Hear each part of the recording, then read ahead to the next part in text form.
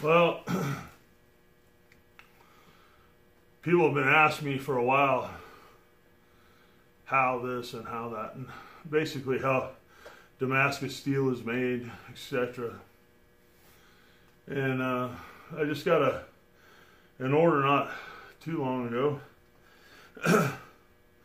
for Damascus steel, kind of a drop point knife, I think. And so I get steel like this. This is 1075. It's a stack. Each piece is a 1/8 inch thick, you know, by 1.5 inches. There's 1, 2, 3, 4, 5, 6. There's 6 pieces here, but see, they're long enough to make a knife out of. And then these are 15 and 20. So it's going to be 1075 and 15 and 20. Okay.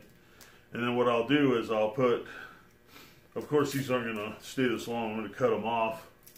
I'll cut them off depending on the project. So these I'll probably cut into pieces this long. And then what I'll do is I'll pit one 1075, one 15 and 20, and I'll alternate the stack. So I'll stack up, you know, 2 or 3 stacks, and then I'll put them together. I'll clean all of them up. I'll weld a handle on it. I put it in the forge. I get it up to welding temperature, which is basically white hot. It's beyond red hot, but it's not quite to the point where it just melts in a big puddle, you know. And so, and then I'll start hitting it on the anvil, you know, and everybody's seen, you know, guys with power hammers and guys with trip hammers and guys with treadle hammers and hydraulic presses. Well, listen, I learned just with a hammer in your hand. And, you know, you'll go from a small hammer, you know, a 3-pound hammer up to whatever you can handle. And in the past, I was able to handle a 20-pound sledge with the handle cut off because I'm a big guy. But I'm getting old. My joints are getting shot, you know. And I can still do it, but I have to go slow, and it takes me time. What I'll do is I'll draw that out. So if I start out with 20 layers, so 20 different pieces of steel in a stack. So if I've got a stack like this, you know, and I start out with a stack of 20, I'll stretch it out. I'll forge weld it. I'll stretch it out. I fold it in half, and then I forge weld it again. And I stretch it out. Well, every time I fold it, so if I start out with 20 layers, I fold it in half and I forge weld it. That's 40 layers. And if I stretch it out and I fold it in half, that's 80 layers. If I stretch it out and forge weld it again, that's 160 layers. Okay, and then if I stretch it out and I fold it again, you know, then you just double 160. So that's 340 layers. And then that's where I'll stop.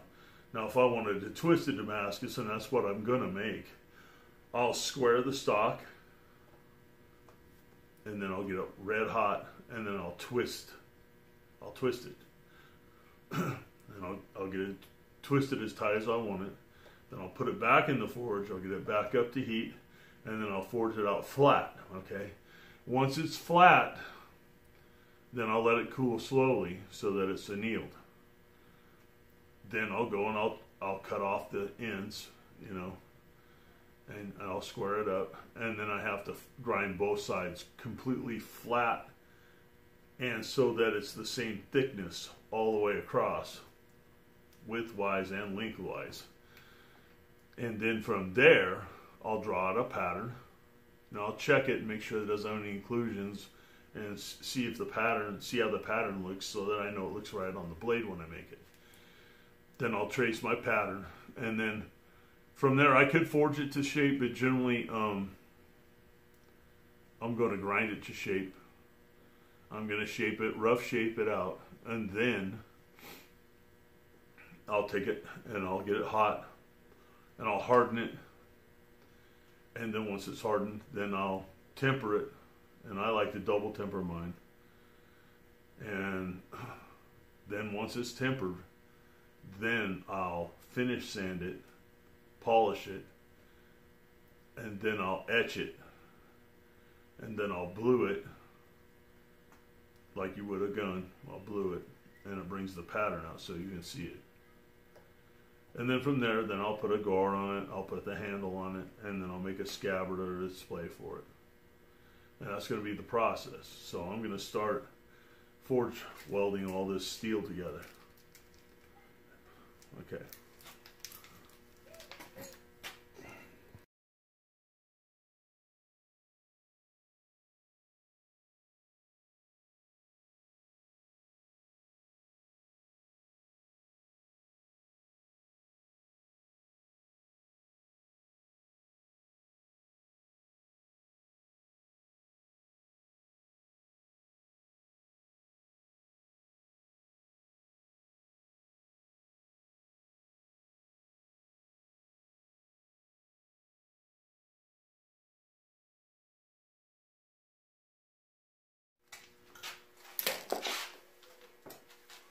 Okay, well, I don't know if you can see it or not, but I'm done. I got done forge welding this, and then now I ground it all flat, so it's flat on both sides. They're a nice flat, and I got the width is all the same width. It's all the same thickness. And I don't know if you can see the pattern in this, but I got an incredible pattern out of this. So, let me see. See if you can see the pattern in that. So that's the pattern. It's a twist pattern. It's a tight twist pattern. It's 340 layers, 15N20, 1075 steel. And then this customer wanted a drop point, and kind of considering the shape and size of it, I sort of want to utilize this whole bar of Damascus. I don't want to really waste any of it. So what I've done is I've drawn a pattern out here on the steel. I'm going to grind it to that shape, and then I'll start beveling the edge on both sides. Now I've etched it so that I can see the pattern and see which way everything flows. And so now I'm going to start shaping this knife. Okay. When I'm done, I'll take some more video.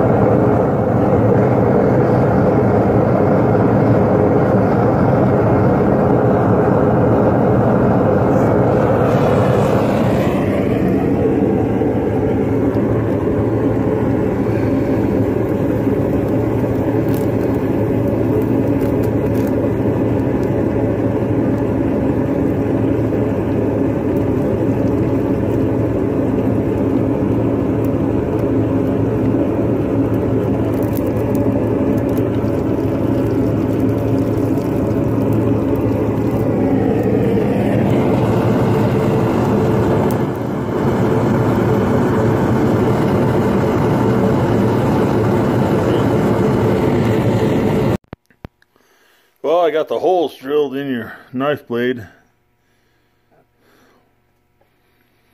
and I got it ground to shape, so you can see thin on that side, thick on that side. Nice shape, beautiful pattern. And then I went and I hardened it And when I did, there was an inclusion, which is almost like a little tiny bubble, almost a place inside the steel that didn't weld together. And when I hardened it, I know you can't see it, but it expanded when I hardened it. And so there's a bump right there. And you can see it better on this side. See that bump? So it's just like an air pocket, and it expanded, and just like a balloon, it blew up. It's unfortunate, but it happens. You know, so I get to start all over again. So I had to make a new piece of steel. And that's time consuming, to say the very least. So I made a new piece of steel, and I had to start over. So here's the new piece of steel. It's got a beautiful twist pattern. I did a good job on it. It really is nice. I etched it a little so you could see it. And it's got a really nice pattern. So I drew a pattern off the other blade. And that's how it's going to start. Now I'm going to grind it to shape, and I'll put the bevel on it. Then I have to harden it again, and hopefully we will have another failure. But just one of the things that can happen. I ain't got no choice, just start over. It's the only right way to do it. So I'm going to start all over again.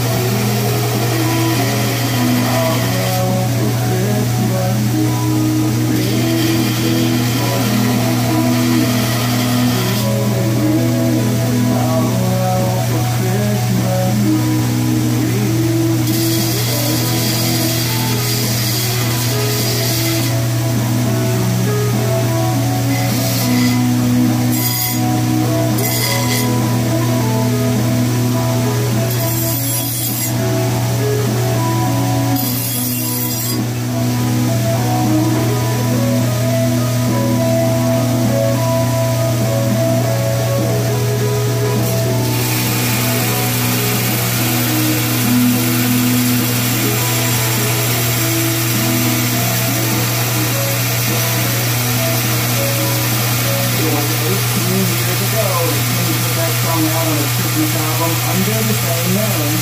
All I want for Christmas is a real good fan. My name is Tim, and our run to number 1 is on, and when we return, Justin Lynch and the brand new hobby that's got him turning 360.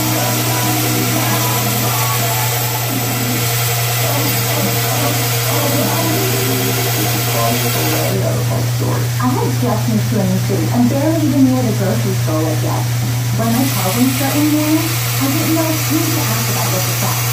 But I remembered I missed them back home, O'Reilly Auto Parts. I called, and they pointed me to a great mechanic just down the street. Now, I feel a little more at home.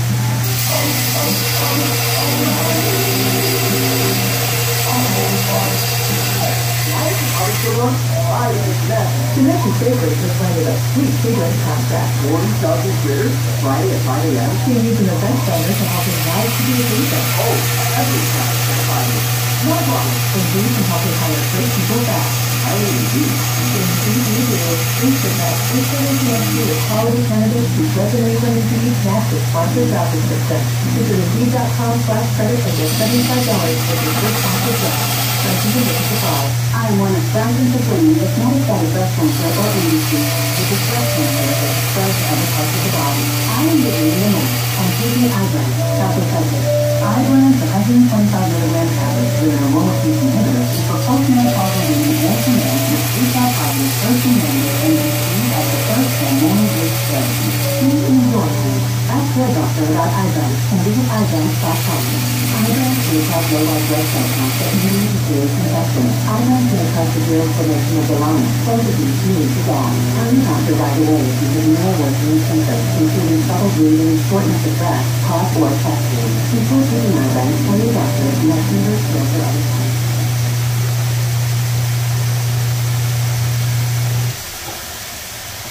All right.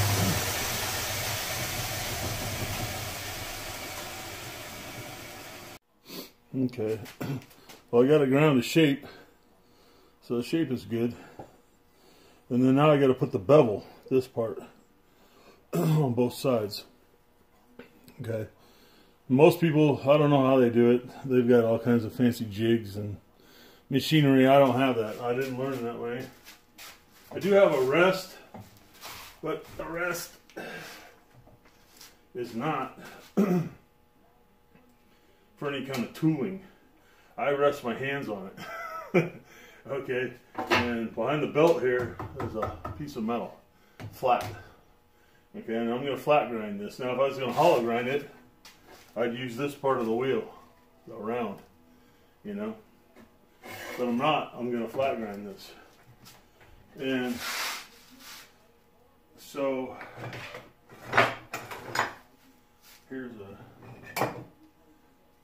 this is just a scrap piece. You know, it's a different knife. I'm making it out of a wrench for a guy, but I didn't learn with any kind of tooling, and this is a homemade belt sander. So and it shakes and wobbles, but I'm used to it. But so what I do is I rest my wrists on this, and I push straight into the flat platen, and then I travel across. It's not resting on anything. See, it's 3-4 inches above the rest. I don't put it down here and push, because when I do that, it gets sucked down between there, and then everything explodes, and I get a big mess, and I get hurt.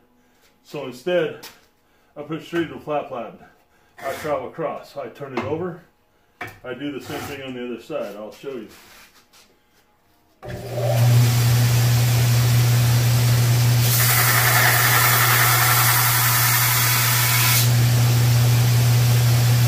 What it looks like before I do anything.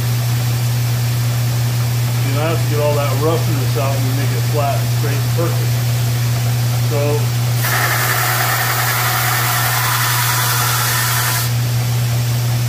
I just keep doing that until I get it the right way. And just so you know, this is a 36 grit belt, and it'll eat your fingers just as fast as it'll eat that metal. And that metal does get hot, and my fingers do get burnt. I've got so many scars on my hands and fingers that I lost track about 20 years ago. So just be aware, you know, one bad mistake, you know, it's a simple little mistake, and then you're in the hospital getting sewn up. But that's how I do that. So I'm going to go ahead and grind the bevel on it now. And then when I'm done, then I get to try to harden it again. And so we'll see how it comes out.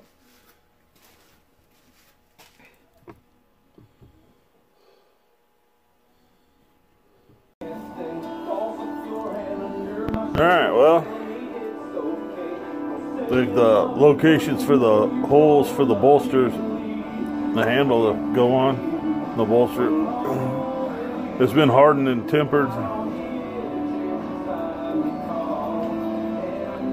No inclusions, no separations, so now it's time to clean it up, start hand sanding it, and all that. I'm going to drill the holes for the handle.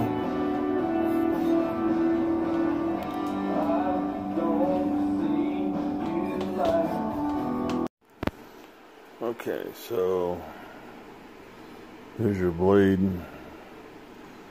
I've got it all finished on the machinery, and then from here it's just hand sanding. So you use a steel block or brass or wood. Just gotta have a nice flat surface. And then what I do is, you know, you'll hand sand it this way.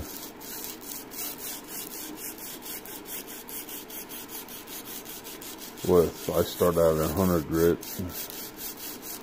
So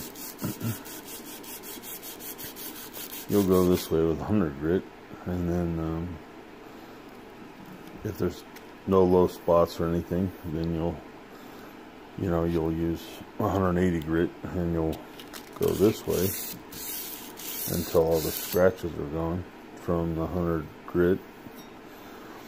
Then I'll step up to 220 grit, and then 340 grit, and then 400 grit, and then 600, 800, 1,000, and then 1,500, and then 2,000 grit. And it'll take me about somewhere between 3 and 6 hours for this side. Probably about 3-4 hours per side, if it's not real bad, which it's not. But it can take up to 9-10 hours per side. So that's what I'm going to do for the next 3-4 hours, is sand this side. As you can see, there's like one little bad scratch here and there. The rest of it's not too bad, but I've got to get the whole thing down. And it's the only way, if you're going to flat sand something, it's the only way you can do it to make it perfect. You'll see other people don't. Maybe they don't. There'll be little imperfections. I can pick them out. Maybe someone else can't, but I can. But it's the only way to really do it right. And there's a lot of ways to sand. A lot of people sand a lot of different ways. It's the way I do it. Anyway, I'll be here for the next 4 hours. We'll see it when it's all done, then I'll be ready to etch.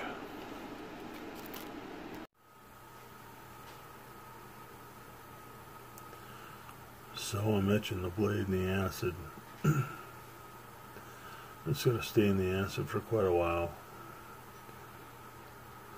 Just can't leave it in too long or get too deep in an etch. I want it to be fairly deep though, so I'm going to leave it in there a little longer than normal.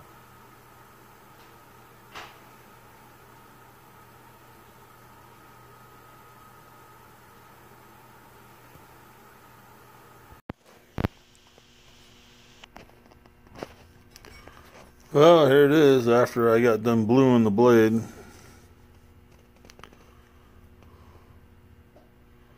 It's got some really pretty patterns in it. It's a really nice piece of steel.